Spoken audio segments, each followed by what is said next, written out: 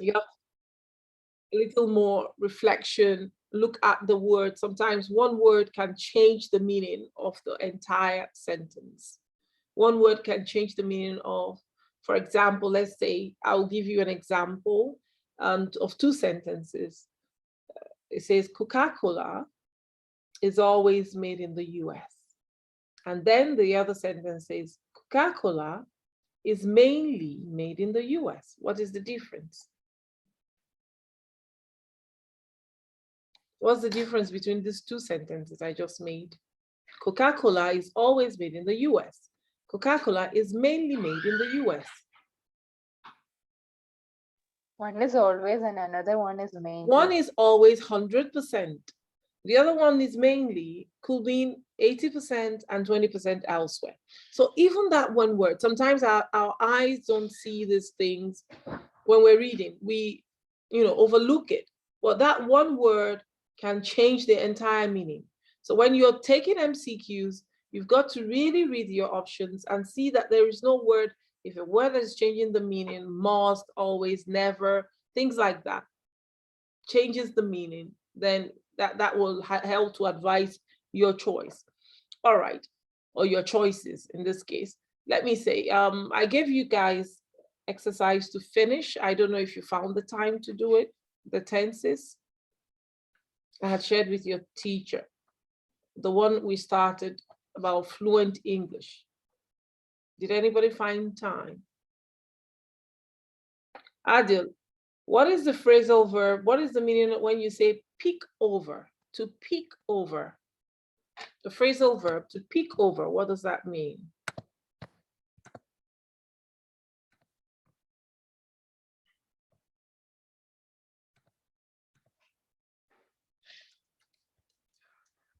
The phrasal verb, peek over, what does that mean? Adil?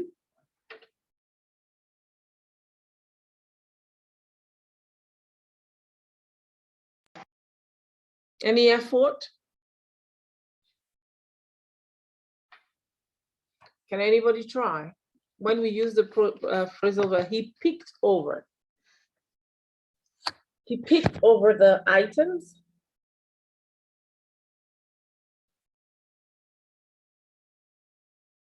Guys, you all have gone behind the screen and nobody's saying anything. So I gave you guys the material. I need people just chucked it to one side. When you peek over something means you select and take the good ones and leave the ones you feel are not good. She peeked through, or peeked over the shirts. So she took out the best, and then the ones that are left behind are the ones that she considers are not good enough. Another phrasal verb I will ask you is pick from. Of course, you should know, to pick from.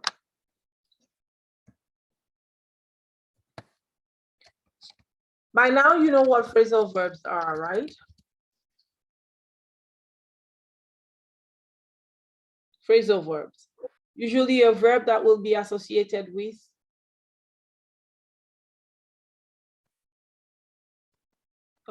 associated with prepositions. All right, pick from. Who will tell me the phrasal verb pick from? Simple. Fatima, what is pick from? You pick from something. Like taking out, like take it out, yeah. selecting. Like your mom will take you to the boutique, and then she will say, Fatima, you've got only 3 options. Pick from these. Pick the 3 best from these. Pick from, okay? All right, anyway, I think you didn't have the time to do the exercise. That's what I'm getting. That's the vibes I'm getting. I get the vibes I'm getting is that you guys didn't find the time to do it, but it's very, very important because right now we have very little time together and you've got to do a whole lot of independent learning. You have to do a whole lot of independent studying, research, And the work that I give, I don't believe in bombarding students with notes. Rather, exercises will help them to reinforce what they have learned already, what they know, the concepts, or find where their faults are, where they are having challenges, so they can bring it to the board. They can bring the challenge to the class, and then we will pick through it. We'll analyze it and see where the problems are and how to bridge the gap. That is why when I give something, please don't just chuck it into your cupboard online and forget about it. Try and do it. So you see yourself, you are doing a self-analysis. You yourself will see, I'm having issues with this or that. Okay. Can anybody give me a recap on Fuada? Can you try? Give me a recap on how do you use for and how do you use since? When to use since and when to use for. Past we use since for doing future or something. Now, you use since when you are, it's not just past, when you having saying last week, yesterday, last month, last year, you would use something like since. Then for, you would use like for things like 1 day, 3 months, you know. Give me an example. Give me an example with the sentence for since and the sentence with for. Please switch on your cameras. Thank you, guys. I had the grade 5 students and I didn't have to quarrel. He lived here since 2021. Yeah. So what does that mean, Tamlika? What are you trying to say with that sentence? Try to analyze the sentence you've written. He lived here since 2021. What does that mean? Can you analyze the sentence? That means that what? Still he's leaving. He started and then he's still leaving. Yes, correct. You're right. Now that takes me to one aspect. Please go back to that exercise. I will keep asking you every other week because I have many more for you. By the time you are done with the exercises in fluent English, I think you should be not only fluent, but your English grammar should be impeccable, almost impeccable. Take it seriously. Now, I had used the word with Tamlika. I said, analyze the sentence you have written. That brings me to analytical writing. What is analysis? What is the meaning of an analysis? Nabuhan, when you use the word analyze, what does that mean? What does that mean? 1 second.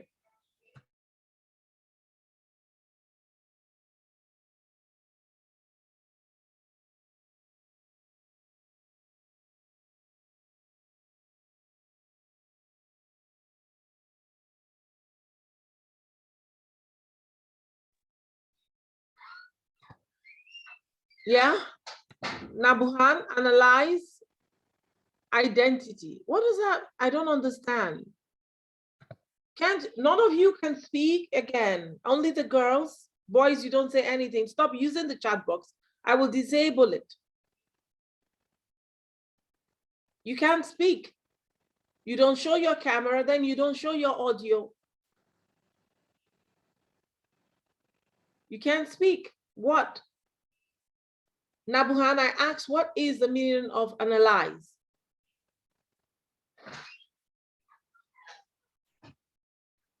Girls, anybody? Roshan?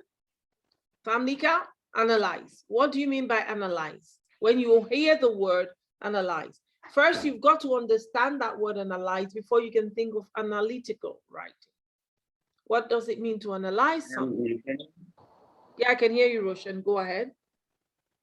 That's listening. No. Carefully. Yeah, listening. But the analyze, when you're analyzing something, it's not listening. It has nothing to do with that listening because you're talking about writing in this case. You are examining. To analyze something, you are examining something methodically. Step by step, you are examining that thing in detail. You are examining something in detail. That is what analyzing is. You know, you are examining it so that you are interpreting it. So somebody else who doesn't really understand it will be able to understand it by listening or by reading what you have written, the way you've written, interpreted that item in detail. You are examining or you're inspecting something methodically, in a methodological way, you step by step. So that brings us to analytical writing. So now you know, I've told you what it means to analyze. What do you think analytical writing is, Fatima? Naishana?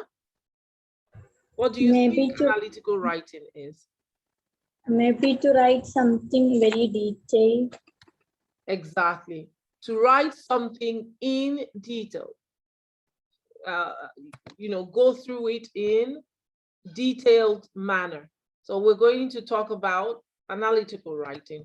Analytical writing is a new introduction in your CBSE, especially the writing aspect.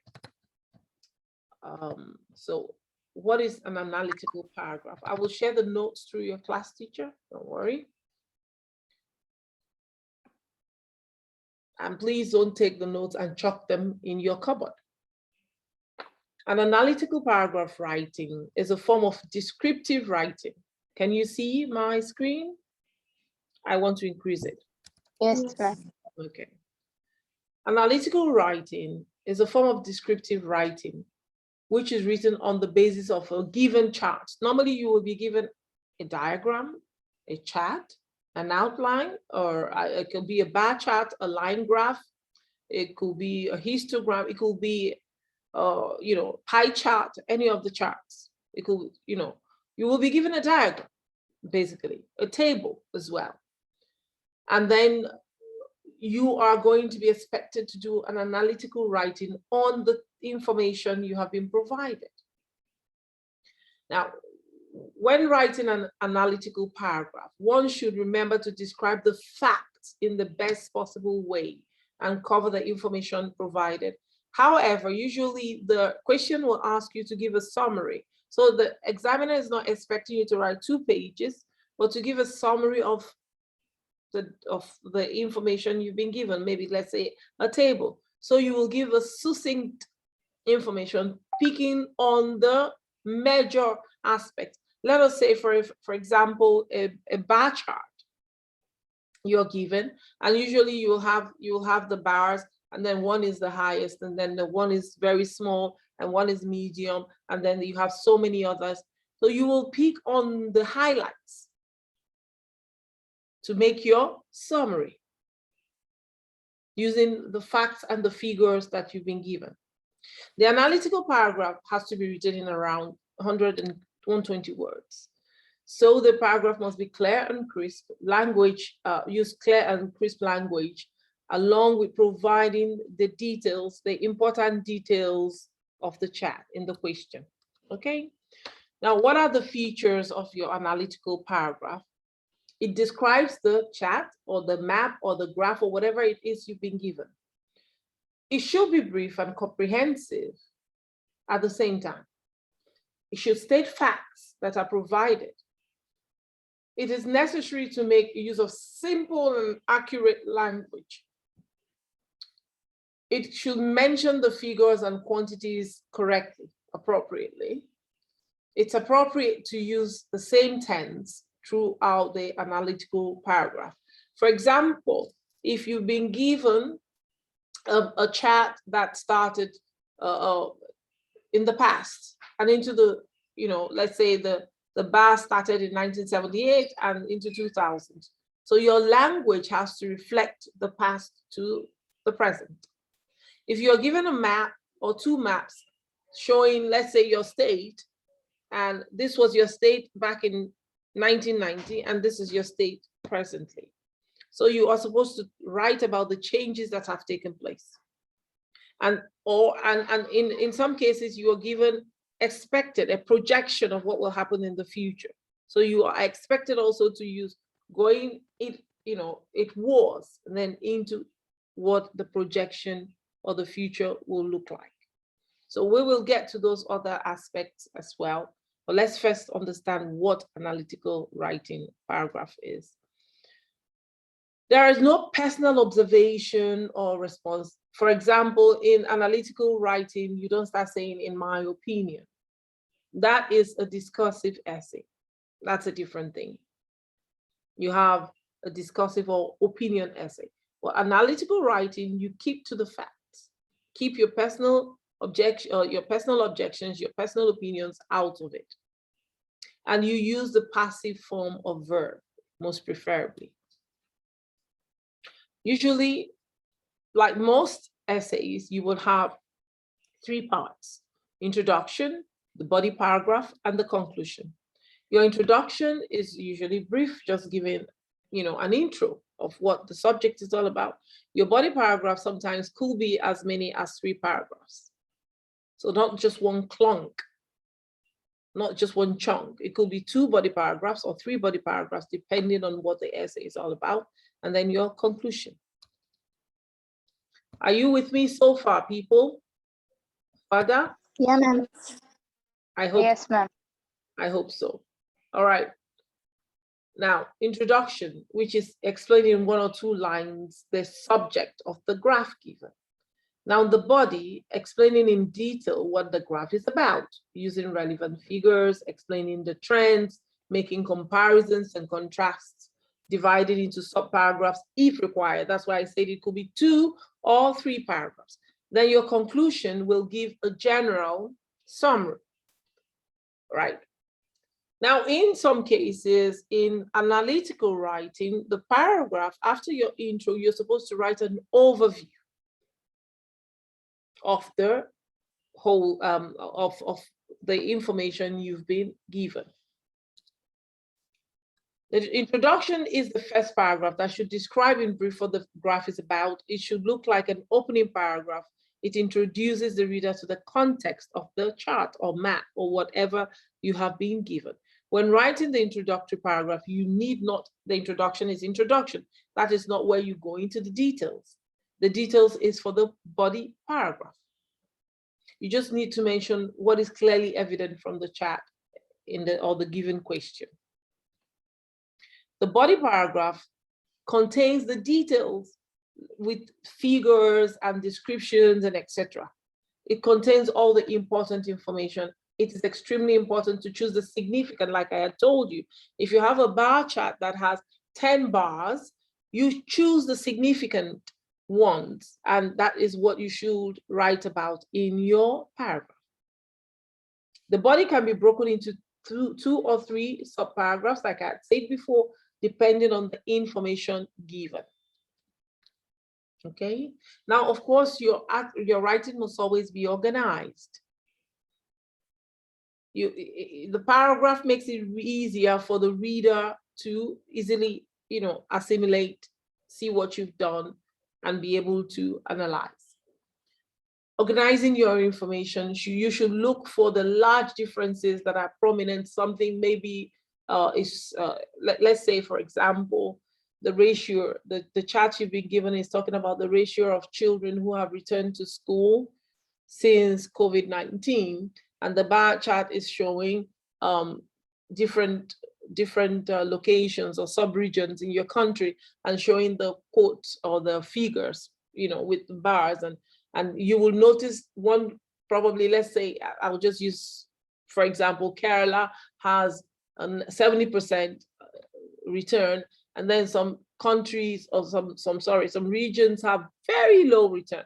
So, and then some are almost at the same.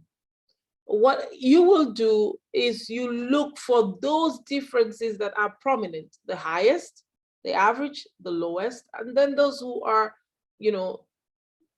floating on the same level.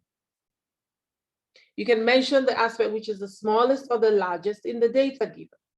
Any aspects that are similar should be mentioned again. You should also mention further aspects that have remained unchanged or constant throughout. Are you with me? Do you understand what I'm saying, Tamika? Yes. Are you following so far? I'll share the notes like I had said with your teacher. Now,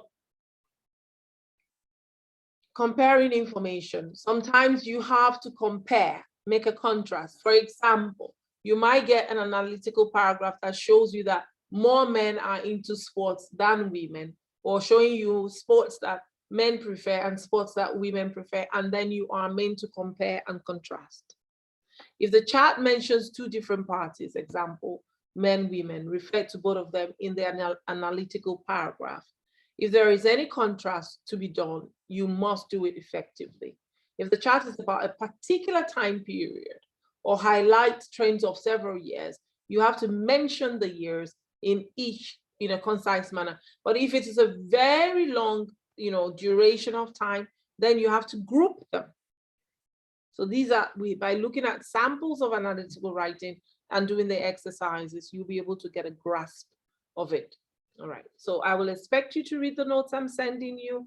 I'll expect you to revise, because next week, like I was telling Ms. Shanida, I will give you an on-the-spot in-class writing. I'm giving you a 4-note, telling you ahead of time. Please don't assume you can choose not to write it. If you're in class, you write it and you'll send it.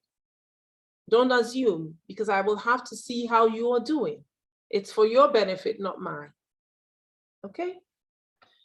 Now, like I said, if there are any contrasts or comparisons that could be drawn, you must present it effectively. And then if there are years, you have to also put them succinctly in your writing. Quantities and figures must be accurate. If you're not sure, like let's say you're looking at the chart and you're not sure you can, but it's looking as if the line is near 50, you can say approximately 50. But make sure you're using the right figures as given. There are a number of ways that can be used to describe quantities, for example, percentage, fraction, ratios, etc. So you will be expected to use this kind of language. Connecting sentences, you have linking words to connect your sentence and move from the next link, to move logically. And that will give you a score in what you call, what is it called again? Not lexical resource, cohesion, coherence. How clear is your writing, and how are you able to move seamlessly? Cohesion and coherence. Actually, when you're writing, there are 4 things that the writer looks at, the reader, the examiner looks at. I will give you a very short rundown on that. The examiner is looking at your task achievement. Task achievement means were you able to write on the task that you've been given appropriately? Were you able to keep to, if you were asked to write 100 words, did you underwrite or did you overwrite? You probably get penalized for underwriting, but you may not get penalized for overwriting. Apart from the task achievement, then you will have your grammatical range and accuracy, your mistakes, your verbs, how correct are they, your subject and verb agreement, your punctuation, your paragraphing, etc. All that will come in your grammatical range and accuracy. Then you will have your lexical resource, which is your vocabulary. Are you repeating words over and over? Are you able to reference? Are you able to use different synonyms? Are you able to, show your strength of vocabulary? Then you have your cohesion and your coherence. Cohesion means how well is your writing? Is it logical? Does it flow nicely? Or does the examiner have to read one paragraph 15 times to figure out what you're trying to say? And that brings the cohesion and the coherence. Coherence means, is it clear? Is it understandable what you wrote? Okay. So now you come to the conclusion. The last paragraph summarizing the idea mentioned in the information in general should be concluding in nature and act as the closure for that. Are you with me so far? Yes, ma'am. Yes, ma'am. Yes. I think I only have Naishana in class. The others have all run away, in my opinion. She's the only one whose camera is on. All right, so let's look at a few samples of analytical writing.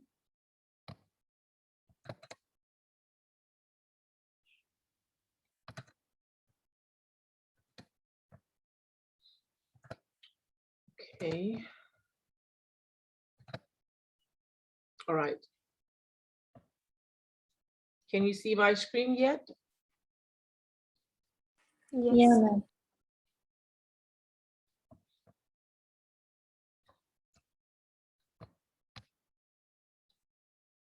Trying to increase it beyond this.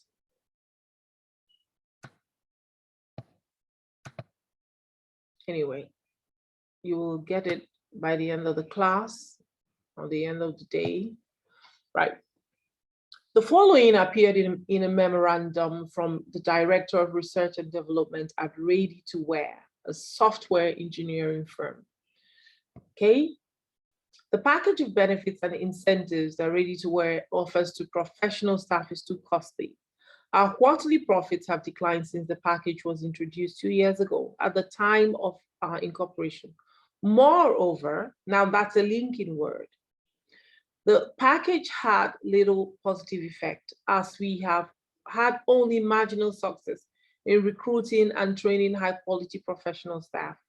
To become more profitable again, Ready to Wear should therefore offer the reduced benefits package that was in place 2 years ago and use the savings to fund our current research and development initiatives. Discuss how well reasoned you find this argument. Now, this is the question. In your discussion, be sure to analyze the line of reasoning and the use of evidence in the argument.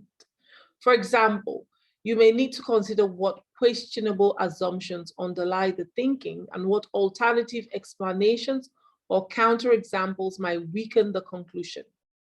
You can also discuss what sort of evidence would strengthen or refute the argument, what changes in the argument would make it more logically sound, and what, if anything, would help you better evaluate its conclusion. Now, this is one type of question. They just write a paragraph, a passage, a short one, and they ask you to analyze it. Now, this is a possible response. The argument presented by Ready to Wear has some validity in theory. However, there should be a comma. Sorry, there should be a comma here. It lacks key information that would assist in identifying if the reasoning is truly valid. Their stance is that the current benefit package is too expensive and is a possible reason for decline in company profits. Additionally, that's a linking word, and to show, adding more. Additionally, the belief the benefits is unsuccessful in recruiting and training high quality staff, and that by offering a reduced package, they can increase profitability by reallocating funds to their research and development. Okay, so this is an analysis. You can see the question passage or paragraph itself is not much, but you can see the analysis. First, the introduction. Secondly, the first key flaw discussion, the second key flaw, and the third key flaw, again, in the assumption made and conclusion. That is one sample. Now, this is a possible sample again. A graph showing birth and death rates in a country from 1901 to 21. Now, 2101 is a projection, if I'm correct, because we are in 2021. So this is a projection. Now write an analytical paragraph. Why is this thing running back and forth? Of 100 to 150 words. Oh, come on, this thing is just being a bit funny. Okay, now that's it. It's a line graph, more or less, right? Showing you the births and deaths in thousands. And you have the year from this year to that year. So what is the projection?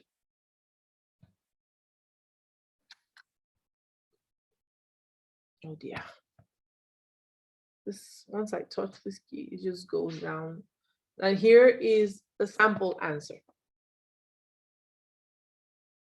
The introduction, the graph shows bet and debt rates starting from this to that, and then an analysis using all the figures. So you will have to go through this, and it's only through writing that you will get a grasp of it. It's by doing the task yourself that you'll get a grasp. Your job first is for you to read and assimilate. So I'm going to share this with you, as I had said, and then left for you to analyze, read, understand, and try your hand by doing a task or two. Now, this is another type. It could be, like I said, a bar chart. The chart shows the division of household tasks by gender in Great Britain. Write an analytical paragraph describing the chart given in not more than 200 words. So again, you are expected to analyze that. And you have a sample here. Then you have a table. Internet activities by age group, a table, and you are also expected to analyze it. So it could be any of these samples. It could be any type. That's another line graph. All right.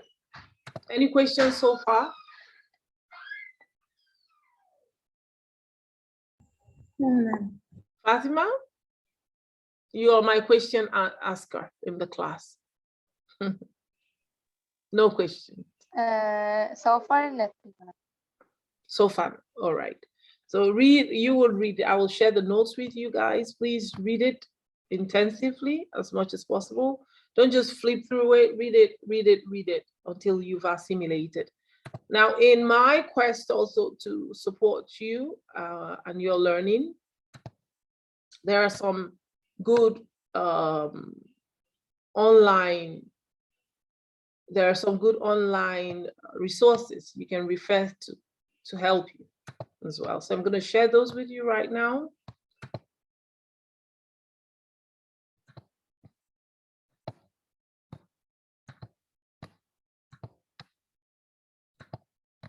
Now I found this, in as much as it's not the most comprehensive, but I found it a bit useful. Can you see my screen? Yes. Yeah, how to write analytical paragraph CBSE sample. So on your own, also refer to things like this. Look at how it's being done so that you can apply the same skill. It's not rocket science. You can apply the same skill to your own effort. All right. It's relatively, like I told you, a new concept in CBSE class 10. It contains 5 marks, will be asked in the year 2022 board exam. Like I had already mentioned, it's a type of descriptive writing where you have to describe what you see. And these are samples. The source is, this is the source. So you can look at that and look at what the sample, what the written answer looks like. You also have a video. So I'm going to share this link because I think they are useful resources that you can use for self-study. And here it says, what makes a good analytical paragraph? You have to think about the kind of phrases you use, comparing quantities, kind of linking phrases and verbs, describing words, upward trend or downward trend, etc. So we will be doing as much of this as we can in class. So I'm going to share this link as well, because at least I went through so many, and this I found useful. Another one,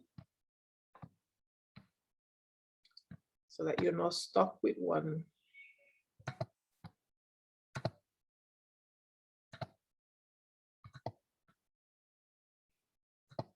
All right. Excuse me, please.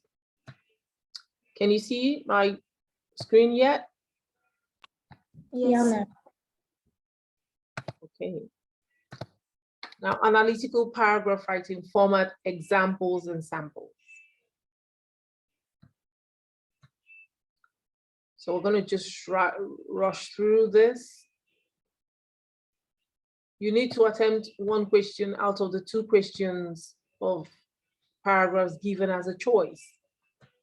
So you will have that, and then you will have to choose and write. Please watch this video. I think it's quite informative. I looked at it. These are basically the things that I had discussed with you as well.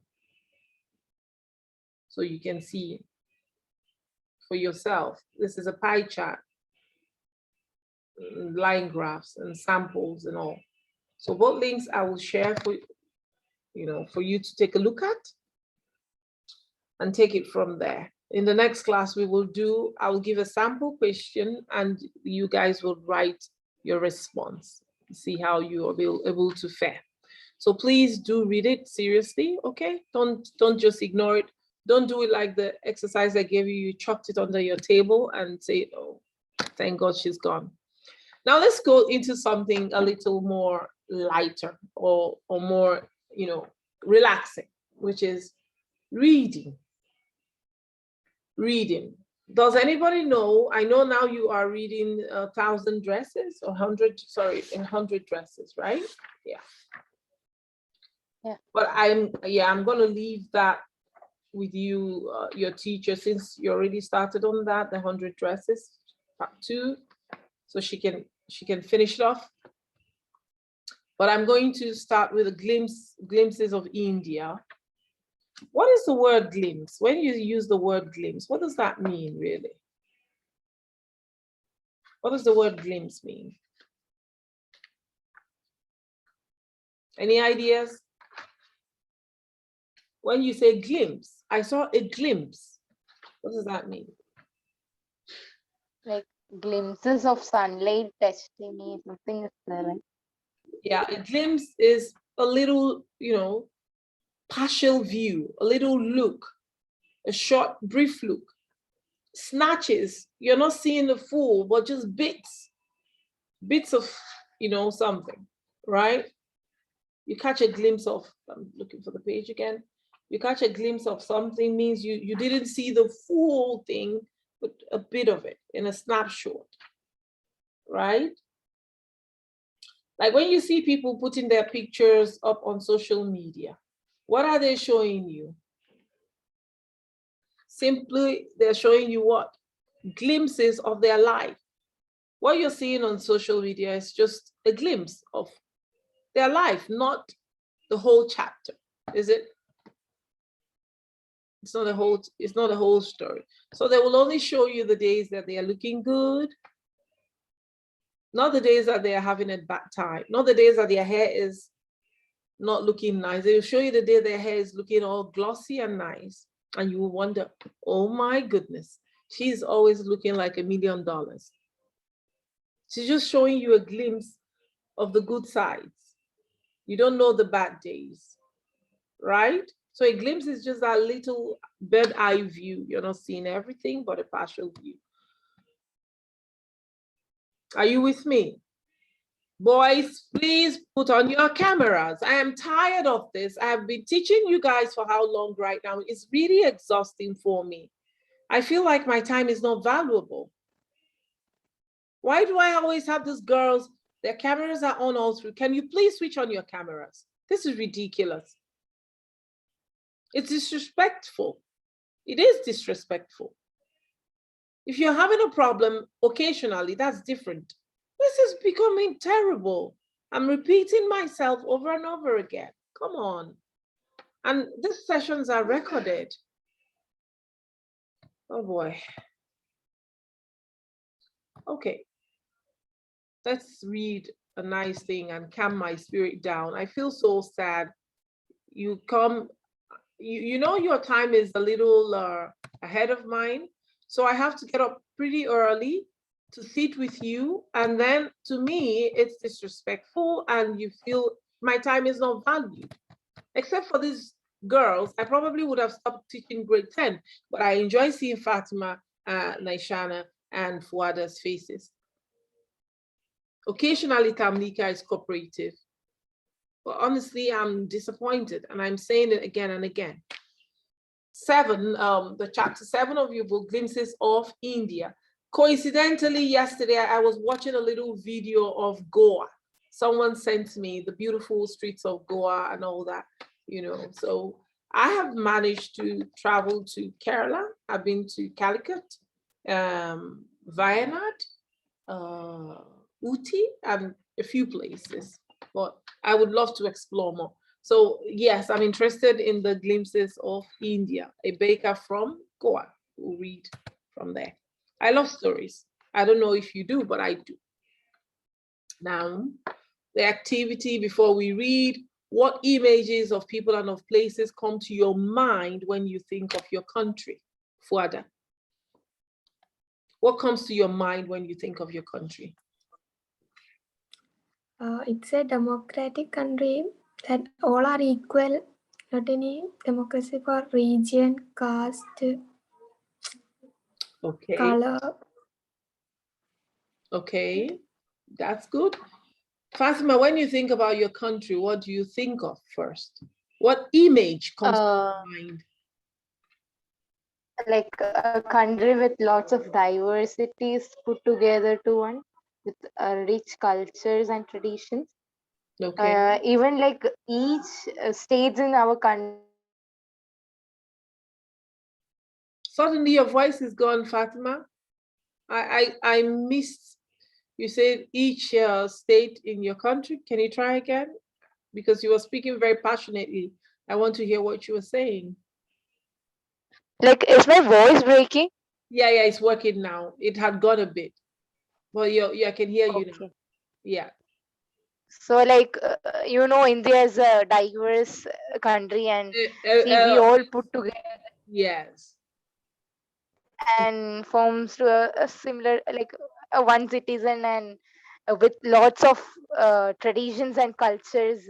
Each food and the dresses, everything is entirely different. I love And the yeah, it color. is. Yeah, Yeah, go ahead. especially the ornaments and the jewelries, right? Yeah, I love the colorfulness of India. I ate a lot of food. I think I got back a little fatter, and everywhere is always busy. And I love the greenery as well, you know. Fatima, Naishana, what comes to your mind when you think about your country?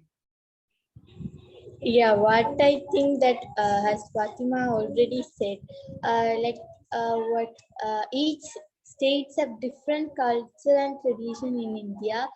Um, Even the languages are different in India for every state. And what the people's the kind of dresses are all very very different, not like the like of any other countries. It's entirely different. Hmm. Well, when you have a country with a huge population of people, a big country with different, you know, places, it's bound to be very interesting, very diverse, and very, very interesting. I think I find in India quite interesting. And if I have the opportunity, I will probably visit more and discover a lot more places. I would like to go to Agra. So many places come to my mind that I would like to visit. Now, boys, what parts of India have you lived in or visited? Can you name some popular tourist destinations?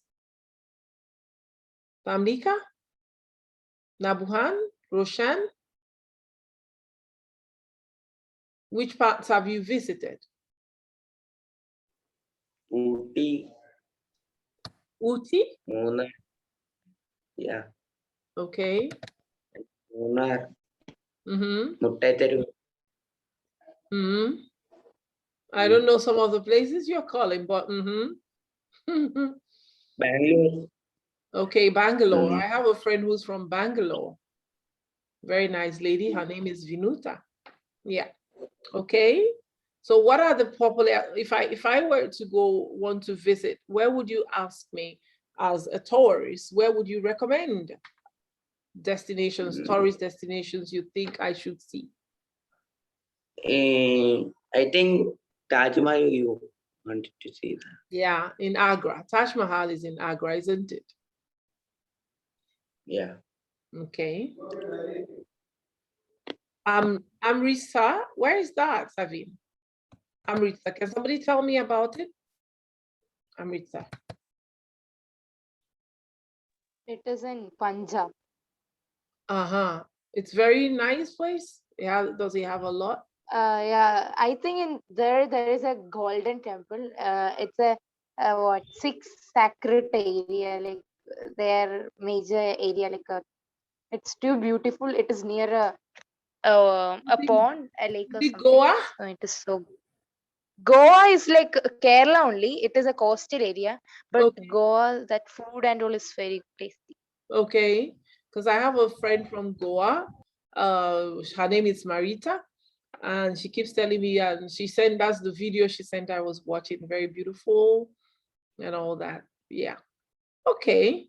Anyway, so we'll move. I know you know that your country was colonized by, of course, mainly the British, but some parts of it were also like inhabited. But I think, for example, Goa. If it's Goa, if I'm correct.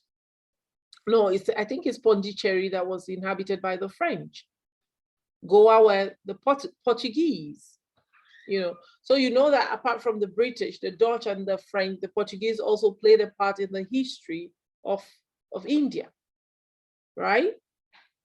So which parts? I don't know. I know that I saw tea. I saw a tea plantation, a tea farm in Kerala. I saw up when we went to Wayanad, they had tea and stuff. But what other parts of India grow tea and coffee? Where does coffee grow? Anybody can tell me, because I don't know myself. Tea is mainly grown in Kerala, Assam, etc. And coffee, I think it's also in Kerala, Karnataka, like that states. Karnataka? Yeah. Yeah, in south area, south of India, we can see this Okay. plantation. Okay. All right. All right. At least I've done a little geography this morning. Now let's see, a baker from Goa. I'm going to read a bit, and I will give you a future read as to continue. And this is a pen portrait of a traditional Goan village baker who still has an important place in his society. Our elders are often heard reminiscing nostalgically about those good old Portuguese days. Reminiscing means thinking, reflecting on fondly about things that had happened in the past. Okay, thinking fondly about things that had happened in your past, right? About those good old Portuguese days, the Portuguese and their famous loaves of bread. Those eaters of loaves might have vanished, but the makers are still there. We still have amongst us the mixers, the molders, and those who bake the loaves. Those age-old, time-tested furnaces still exist. Have you ever been into a traditional baking bakery? A traditional bakery? Have you ever been? Where they are not using the you know, this fantastic new modern steel ovens. They are using this mud ovens, those heat earth. I think it's made from earth and then with cement. So the fire, wherever it is, they use Like a cave, right?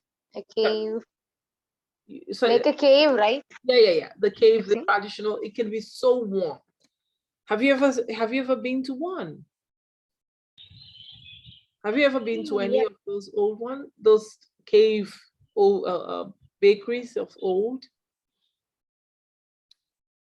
I'm sure here in the UAE, even though it is not, it's no longer like the traditional old ones. You have shops with where they are selling flatbread and then you go when you want to buy the flatbread, the guy just, you know, does it, and then he uses his hands and he puts it, and I'm like, how is this man able to slap his hand on this hot thing every few seconds? I would probably lose my whole hand if I even tried one of that.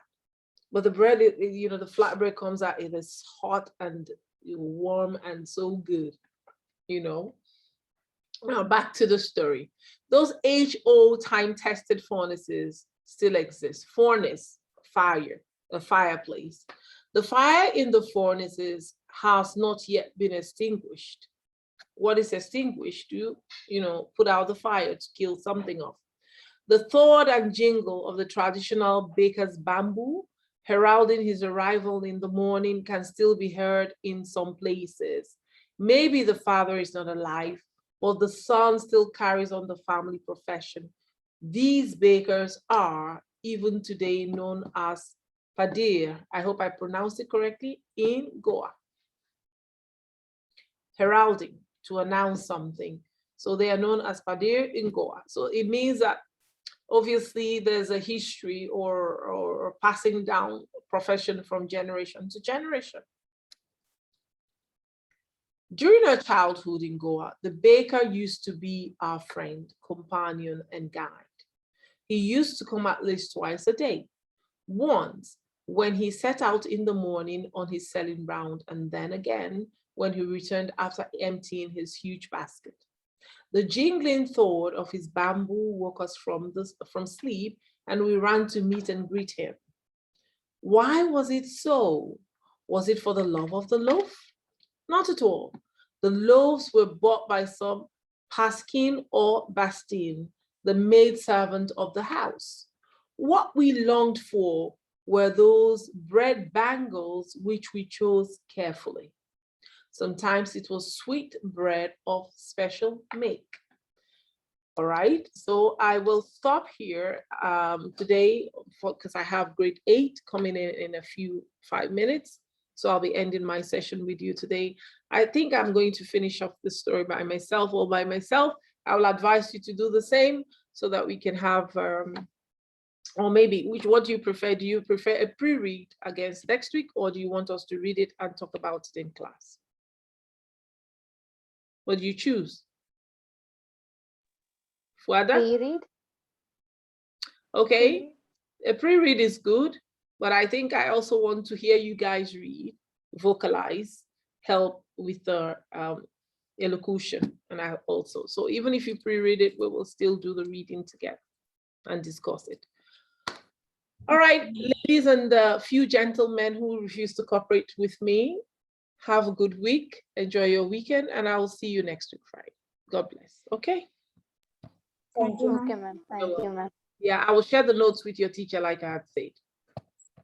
Okay. All right. Bye, ma'am. You're welcome.